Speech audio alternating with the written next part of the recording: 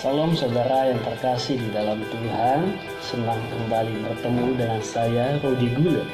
Jangan lupa subscribe, like, and share. Nah saudara, pada sesi yang pertama ini saya mau membagikan tentang latar belakang kitab Kejadian. Saudara yang terkasih dalam Tuhan, kitab Kejadian ini adalah kitab yang pertama sekali kita lihat ketika kita membuka Alkitab kita. Tapi dalam kitab Kejadian ini,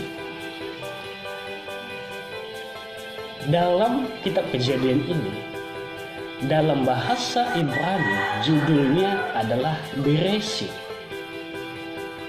atau dalam bahasa Indonesia pada mulanya. Dalam bahasa Yunani yaitu Genesos, atau generasi, keturunan, atau riwayat. Kata ini berasal dari kata Toledo dalam Kejadian pasal 2 ayat yang keempat. Di dalam bahasa Latin, Kejadian ini Liber Genesis, atau kitab tentang kelahiran. Di dalam bahasa Inggris tentu ya kita tahu, yaitu Genesis. Saudara, banyak orang mengatakan bahwa kitab Kejadian ini ditulis oleh Abraham. Ada orang mengatakan Abraham, ada orang mengatakan ya Allah. Ya betul. Tapi dalam beberapa studi mengatakan bahwa kitab Kejadian ini ditulis oleh seorang nabi yang bernama Nabi Musa atau Moses. Kitab Kejadian ini dibuat oleh atau diilhamkan oleh Allah kepada Musa untuk dituliskan dengan tujuan, yaitu memberitakan firman-Nya kepada bangsa Israel. Dan kitab ini, bangsa Israel ini khususnya adalah bangsa Israel yang telah menjadi atau yang menjadi budak di Mesir dan dibebaskan oleh Musa. Nah, saudara, kita tahu bahwa bangsa Israel adalah tujuan daripada kitab ini. Allah mengilhamkannya kepada Musa.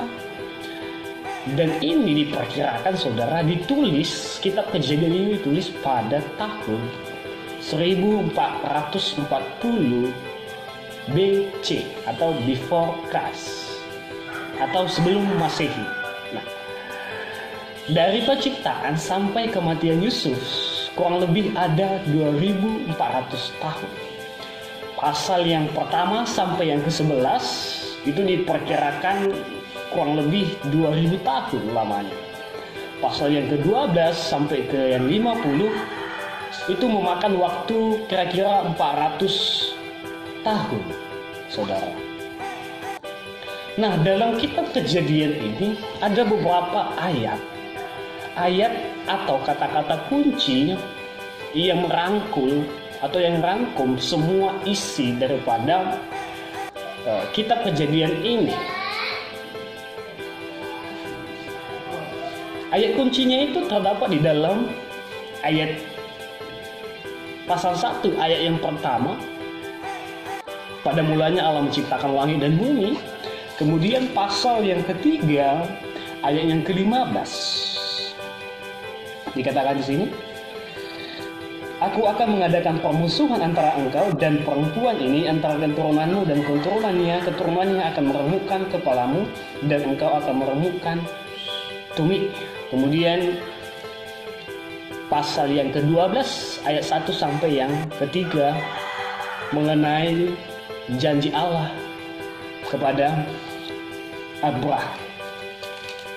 Ya, ketika Abraham dipanggil oleh Allah. Nah, saudara, kata kunci dalam kitab Kejadian ini yang pertama, kata memperanakan. Kata memperanakan ini dipakai sebanyak 67 kali di dalam kitab Kejadian. Yang kedua, kata zera atau set atau biji benih dipakai sebanyak 58 kali. Yang ketiga, ada kata generasi atau keturunan. Kata ini dipakai sebanyak 21 kali. Yang keempat, ada kata awal. Kata awal dipakai sebanyak 12 kali. Nah, saudara, berita pesan dalam kitab Kejadian ini yang pertama adalah manusia perlu mengenal kelemahan dan kekurangannya sebelum ia dengan sukarela memilih Allah. Yang kedua, kegagalan manusia bagaimanapun keadaannya dapat diselamatkan oleh Allah. Yang ketiga, memperkenalkan kepada Israel leluhur mereka. Nah, tema daripada kitab Kejadian ini, saudara, yaitu adalah awal mula rencana Allah bagi manusia yang menekankan kedaulatan Allah dan tanggung jawab manusia, di mana Allah berdaulat atas segala sesuatu, sementara manusia juga dipandang bertanggung jawab atas dunia. Manusia menjadi sasaran anugerah Allah, tetapi juga sasaran penghukuman bila mana manusia gagal hidup di dalam anugerahnya yang berdaulat itu. Nah, saudara yang terkasih dalam Tuhan, itu saja latar belakang yang mungkin bisa saya bagikan bagi saudara tentang latar belakang kitab Kejadian. Bagi saudara yang mungkin memiliki pemahaman yang lain, pengetahuan yang baru, saya persilakan bagi saudara untuk komen dan membagikannya di kolom komentar yang ada di bawah channel ini. Kalau saudara diberkati oleh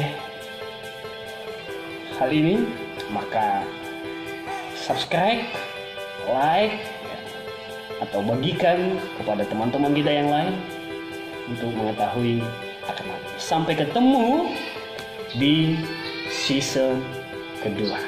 Terima kasih, Tuhan Yesus memberkati.